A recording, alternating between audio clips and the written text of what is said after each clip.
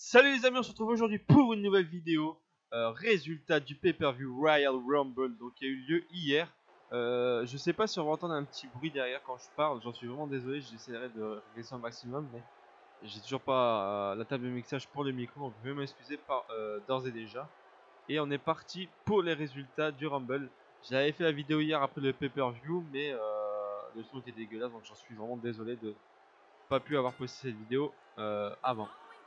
Donc tout d'abord, je voulais dire très bon pay-per-view et aussi abonnez-vous et likez, mettez un petit j'aime, un petit commentaire. Je ferai une review de Raw, ce qui va se passer donc ce soir, le lendemain, toujours les lendemains de pay-per-view. Les Raw est vraiment très excellent, surtout ce qui nous attend. Je vais vous en parler un peu plus tout à l'heure. Revenons au pay-per-view d'abord. Un pay-per-view vraiment très bon. J'ai mis un 5 sur 5 parce que voilà, on a eu du bon public. On s'est pas ennuyé dans les matchs. Ça a été dynamique, rythmé, de bonnes choses, de bonnes surprises, donc ça fait vraiment plaisir. Ça faisait longtemps que j'avais pas vu un aussi bon pay-per-view. En tout cas, c'est pour ma part. Si vous n'avez pas pensé le même, dites-le moi dans les commentaires. On pourrait en débattre, ça serait plutôt sympa. Donc on va commencer. J'ai pas vu le kick-off, mais le gagnant c'était. Vous pouvez participer au Rumble match. Donc c'est Mark Henry et Swagger qui ont gagné puisqu'ils étaient dans le Rumble match. On a eu un petit replay de ce qui s'était passé. Et là on va commencer avec le premier match. Donc tout d'abord, avant ça, on a vu Vince arriver avec sa limousine avec Stéphanie, qui est tellement belle. Je suis vraiment amoureux de cette femme. Triple H, c'est un vrai chanson. Qui était vraiment très content d'être là. Et aussi parler de Roman Reigns et il disait qu'il allait passer un mauvais quart d'heure. Et vous allez voir qu'il n'y a pas menti. Donc pour le premier match, on commence avec du très lourd pour le match intercontinental pour le titre. Dans un Last Man Standing match avec le champion intercontinental, donc Dean Ambrose contre Kevin Owens. Ça a été un bon match comme je disais. C'était rythmé, il y a eu quelques petits moments d'essoufflement, mais bon, c'est normal. C'est pas du grand Last Man Standing match comme on pouvait voir il y a quelques années, mais voilà, c'était un bon match de début, rythmé, de bonnes choses, de bons moves, des chaises, des tables, voilà, tout ce qu'il fallait pour un Last Man Standing match. Ça fait vraiment plaisir d'avoir vu ça. Les fans étaient très contents. Je vais pas tout détailler ce qu'il y a eu, mais on a eu de très belles choses. À un moment, Owens a amené plein de chaises sur le ring. Le public était très content. Et il a posé aussi des tables à l'extérieur. Vous allez voir que on va revenir à ça. Donc voilà, on a eu de très bonnes choses. On a eu du Big D sur de la chaise, Papa Powerbomb. Il y a vraiment eu beaucoup de choses. On a même eu du This is Awesome de la part du public. Comme quoi, le public était très chaud. Ovation pour Ambrose. Owens, voilà, c'est pas fait trop huer. C'était plutôt pas mal. Donc ça a duré 25 minutes à peu près. Et c'est finalement Ambrose qui a gagné puisque par rapport aux tables, il a balancé Owens. Owens était sur la troisième corde et il a poussé sur les tables. Et du coup, on a eu le décompte de 10 sur Owens et victoire de Dean Ambrose. Donc il reste champion intercontinental. Donc j'ai mis un 4 sur 5. C'était un bon match pour commencer. Donc un bon premier match avec du rythme et tout. Donc ça fait vraiment plaisir à voir. Pour le deuxième match, donc c'était le match pour les ceintures par équipe entre The Usos qui se sont fait huer. Plus de huer que de Ola. Et The New Day, voilà, qui se sont fait par contre ils ont une ovation. Et ils sont de plus en plus marrants. On a eu le retour du saxophone, le numéro 2. Ils leur ont donné un nom, je sais plus c'est quoi. Et voilà, c'était sympa à voir ça. Et du coup, là aussi c'était rythmé, on s'est pas ennuyé, pas de moment pas d'épuisement, mais d'essoufflement. On a cru à un moment que les Usos avaient gagné, ils se sont fait huer d'ailleurs, mais finalement c'est les New Day qui ont gagné par une belle prise de finition de Biggie. C'était Jay ou Jimmy, je pourrais pas vous dire c'est lequel. Sur la deuxième corde, en haut des cordes. pour faire son splash et Biggie l'a rattrapé, lui a porté sa prise de finition. Je sais plus son nom, c'est quoi par contre. Mais voilà, il a porté alors que l'autre, il a rattrapé en plein vol, du coup il lui a fait cette prise de finition. Et victoire de The New Day. Donc pour le moment, j'avais eu 2 bonnes réponses à mes pronostics, donc pour l'instant j'ai tout bon. Donc j'ai mis un 3,5. Je vais mettre un 4,5 sur 5, mais je me suis dit je vais attendre un petit peu, mais voilà. Je mettrai un 3,5 sur 5, voilà, c'était plutôt pas mal. Troisième match pour le titre des États-Unis entre Kalisto et Del Rio. Alors là c'était vraiment vite et bien fait. C'est ce qu'on me dit souvent d'ailleurs. Mais ouais, la bataille des Mexicains. C'était une longue domination de Del Rio. J'ai cru que Del Rio allait gagner. Finalement c'est Kalisto, c'est là que je me suis trompé d'ailleurs. D'ailleurs j'ai pas compris pourquoi ils ont fait perdre Kalisto et le refaire gagner. Ça a vraiment été bête de faire ça. Ça n'a pas servi à grand chose, ils auraient dû le laisser continuer là-dessus. Et bravo à Kalisto, donc j'ai mis un 4 sur 5. Je suis content de revoir Kalisto champion. Il mérite vraiment. Et chose marrante aussi, c'est que quand on déplie entièrement la ceinture, ça fait pratiquement la taille de Kalisto. Donc c'est pour vous dire qu'il est vraiment petit. Et ça fait vraiment plaisir de voir Kalisto champion. Il apporte vraiment de la fraîcheur, de la bonne chose.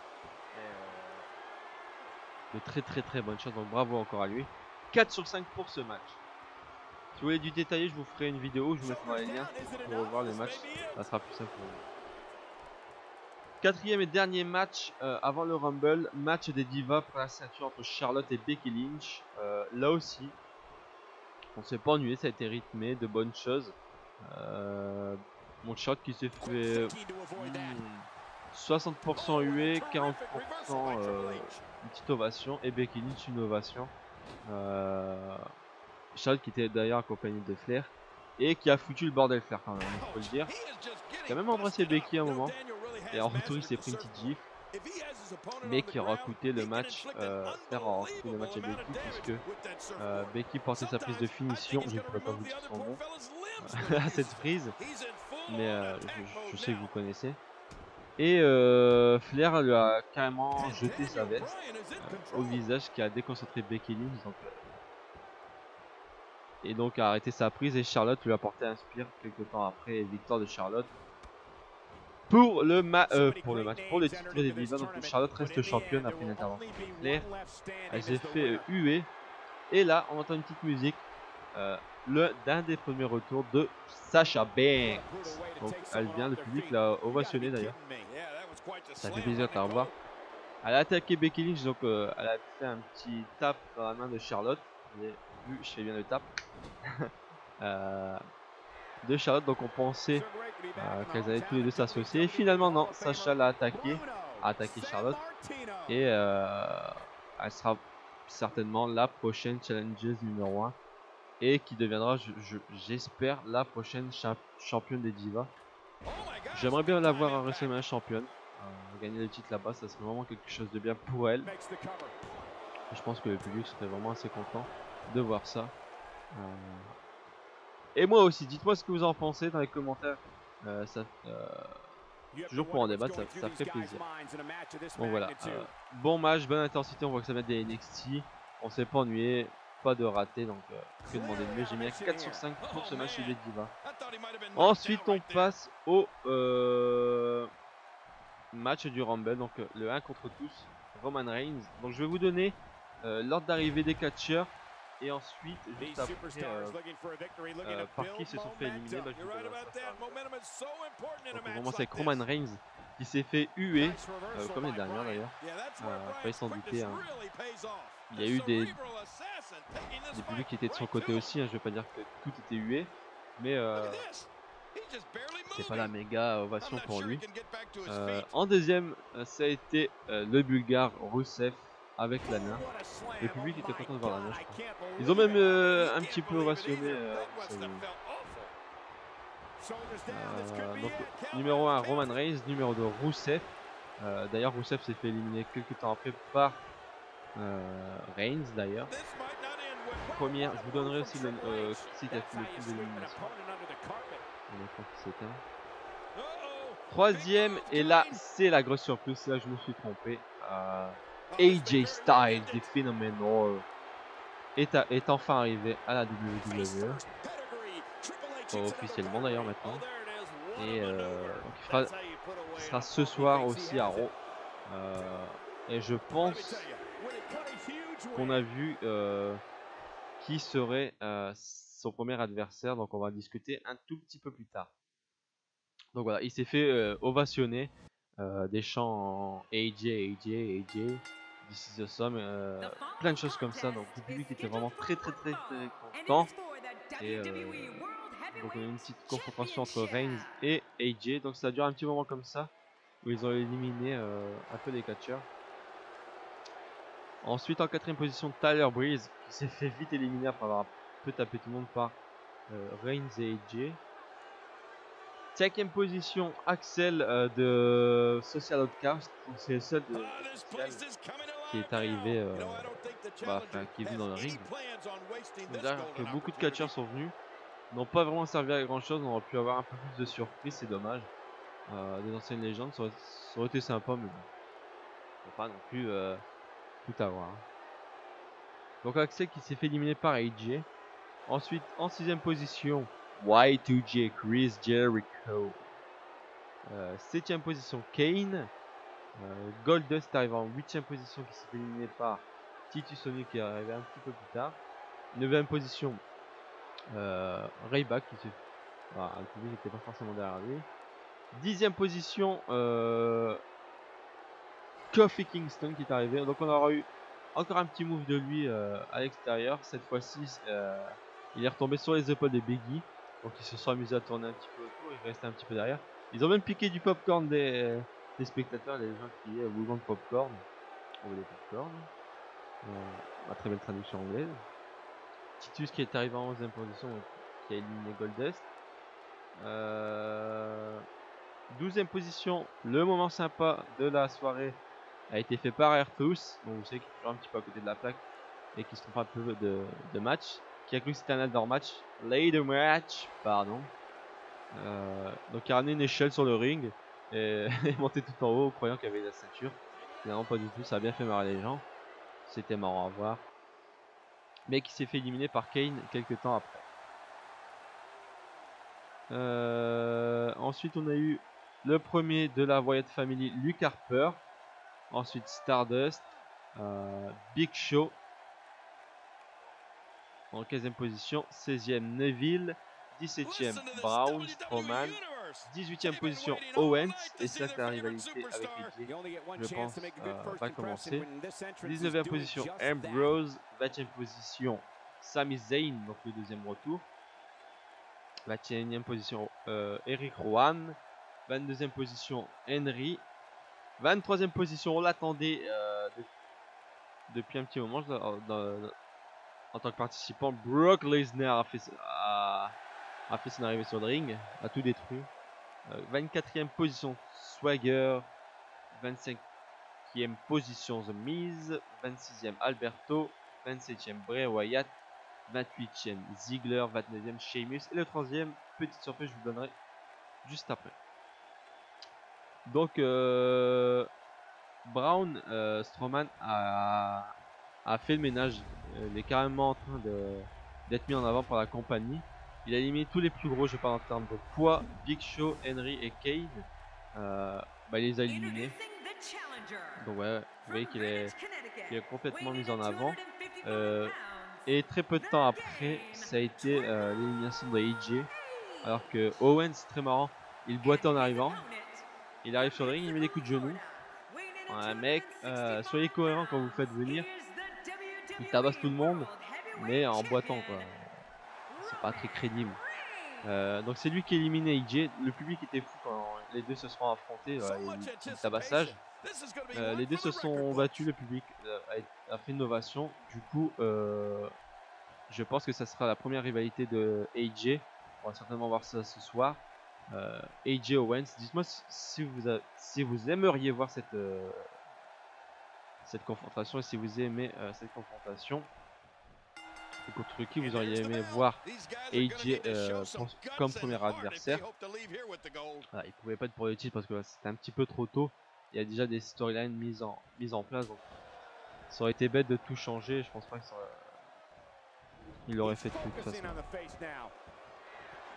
Et Owens s'est fait éliminer par Sami Zayn qui est arrivé peu de temps après. Ovation aussi pour les deux quand ils se sont affrontés. Du coup, le public était très content de les voir aussi. Stardust donc s'est fait éliminer par la White Family. Je sais plus lequel, Neville aussi, Henry pareil. Sami Zayn s'est fait éliminer par Braun Strowman. Donc à un moment il restait que les trois de la White Family contre le reste. Et c'est là qu'après Brock Lesnar est arrivé et les a complètement détruits. Des suplex city par-ci par-là. Et ce qui était marrant aussi à voir, c'était que Jericho, avant que Brock arrive, il reste dans son coin pendant une petite dizaine de minutes et il était tranquille, il prenait son temps. Et Brock a éliminé donc Swagger, Rowan, Harper et Brown, donc les a tous éliminés. C'est Brock qui a fait le plus d'éliminations, 4 en tout. 4, ouais. C'est lui qui a éliminé le plus de personnes.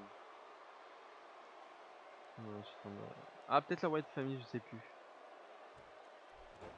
Ça joue entre Brown et Brock Lesnar. Ça va être 4 contre 3.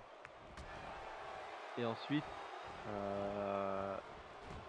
Brock Lesnar s'est fait éliminer par la White Family. Donc Bray Wyatt est arrivé. Il y a eu une petite confrontation avec Brock Lesnar pour chauffer un petit peu le public, pour voir ce qu'ils en pensaient. C'était plutôt cool. Et finalement ils se sont tous venus l'attaquer. Et l'ont éliminé. Donc on verra ça ce soir, puisque je vous avais dit que la compagnie voulait un match Brock contre Brown à WrestleMania 32. Donc à voir ce que ça va donner. Le Miz lui n'a pas bougé, il a dit que c'était pas le moment quand il a vu Brock, il est juste arrivé après Brock. Il a pas du tout voulu y aller, du coup il a dit que c'était pas le bon moment pour lui, il n'a pas été. Et finalement Miz s'est fait éliminer par Roman. Roman en fait a été blessé en storyline bien sûr par League of Nations, donc il a arrêté la plupart du match. En plein milieu, voilà, il est parti dans les vestiaires. Après un splash de Youssef sur lui sur la table des commentateurs. Du coup on l'a pas vu pendant un petit moment. Et quand Sheamus est arrivé en 29e position, Roman est arrivé, lui a porté un super punch. Voilà, Roman est revenu sur le ring, a fait quelques petites éliminations. Et la 30e position, c'est Triple H. Je pensais que ça allait être Brian qui allait venir quand même un moment, mais pas du tout. Du coup, bravo à Triple H qui fait son retour. Le public était très content. Et du coup, on a fini avec d'abord Bray Wyatt s'est fait éliminer par Sheamus. Et Y2J s'est fait éliminer par Ambrose. Sheamus par Roman. Et Roman s'est fait éliminer. Donc Roman n'est plus champion. Vous allez sûrement le voir sur le site sur Twitter, ça a pas mal parlé. On a eu un final Ambrose Triple H. Le public était vraiment content de voir les deux. Du coup je pensais vraiment qu'Ambrose allait devenir champion. Enfin pas penser, mais j'avais une petite lueur d'espoir. Mais en fait finalement non. Triple H est devenu champion pour la 14e fois après avoir éliminé Ambrose. Donc c'est le deuxième catcheur en activité qui a eu le plus de titres après Cena, puisque Flair c'était le premier. Mais Flair ne catche plus. Donc Cena, Triple H, ce sont les deux plus grands, les deux plus titrés à la WWE. Triple H donc devient champion. Donc il y aura sûrement encore la rivalité avec Roman Reigns, qui je pense redeviendra champion à WrestleMania 32 pour lui donner son grand moment qu'il aurait dû avoir l'année dernière, finalement qu'il n'a pas eu puisque Seth Rollins a volé le match. Du coup voilà, bon pay-per-view, 5 sur 5, bravo à Triple H, plutôt content de le voir champion. Voilà. Ça donne un petit nouveau souffle à la rivalité avec Roman Reigns. Du coup j'ai hâte de voir ça, ce qui va se passer ce soir. Je vous ferai une review mercredi de ce qui s'est passé. Du coup voilà, j'espère que ça vous a plu, désolé du retard, j'espère qu'il n'y a pas eu un trop gros bruit de fond. Il faut que je règle et Quand j'ai pas reçu la claque de mixage, j'ai du mal à régler, donc je vais m'en excuser. J'espère que ça vous plaît quand même. Prenez soin de vous les amis, on se retrouve mercredi pour la review. Prenez soin de vous et à la prochaine. Peace.